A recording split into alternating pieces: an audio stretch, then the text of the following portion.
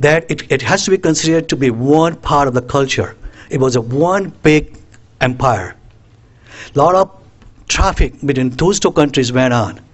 Today, to join the Persian Drive with the Mandir Drive, it's a historical significance because that is a rare occurrence. Can you imagine? It was not in any Mexican drive or an Irish drive or anything else. Here the Persians, our good neighbors back home, they are next to us. And that makes us a good candidate to make the Persian Drive and a Mandir Drive continuation. Okay? That's an excellent point there. Okay? No. Let's. Now, I can't allow laughter any more than I can allow catcalls. I didn't mean to be a comedian here, but really, truly, I believe that. Now, I'm going to go back to the history for one more time, sir. Okay. And would you... and then I'll wrap it up thank you. very quickly. Hundreds of years ago, the immigrants from Persia came to India for different reasons, and let's not go on the reasons right now.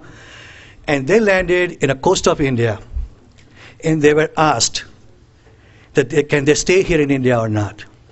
So they went to the king, and the king asked, why you are coming to the country where we have so many people already here?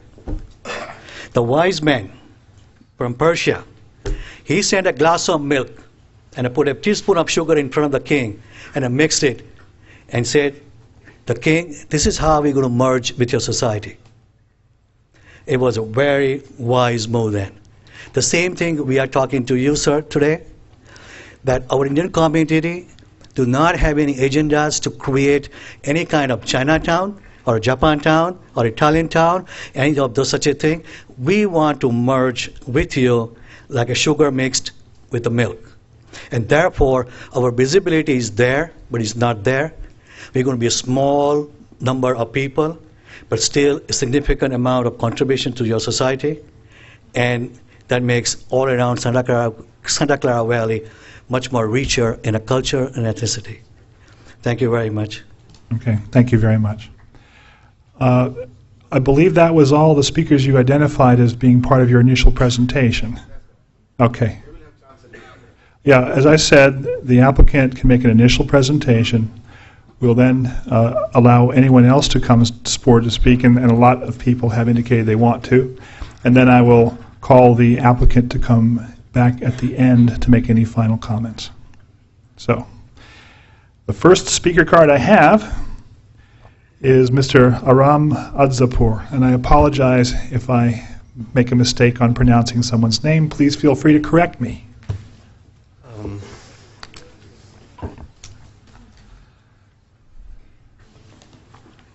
Would you please correct the pronunciation of your name, sir? Surely, actually, you were quite correct. Oh, good. Honorable Mayor and the City Council member of the great city of Sunnyvale, respected members of the Hindu temple, my friend, residents of the Sunnyvale, and my beloved Iranian American friends, greeting and good evening to all. Thank you for granting me this time to share with you my opinion about the street name change proposed before the City Council. My name is Aram Azadpur, and I am a resident of the city of Sunnyvale. I'm an Iranian-born, naturalized U.S. citizen, and I have lived most of my life in the United States. As many of my Indian friends present would notice, my name has meaning in Hindu as it does in Persian, representing the common cultural heritage between us.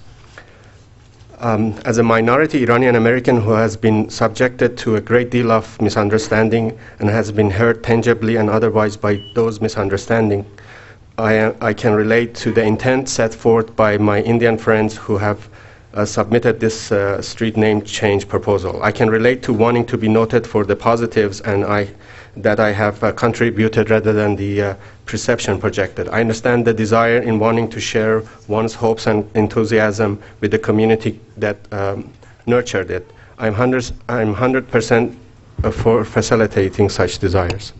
If the City Council feels, as the Mayor stated last night, the desire to celebrate the cultural diversity of the city, that by granting this street name change, it represents Sunnyvale's cultural diversity, then one has to ask, is this the only, or better ask, is this the best way to celebrate or to landmark this cultural diversity?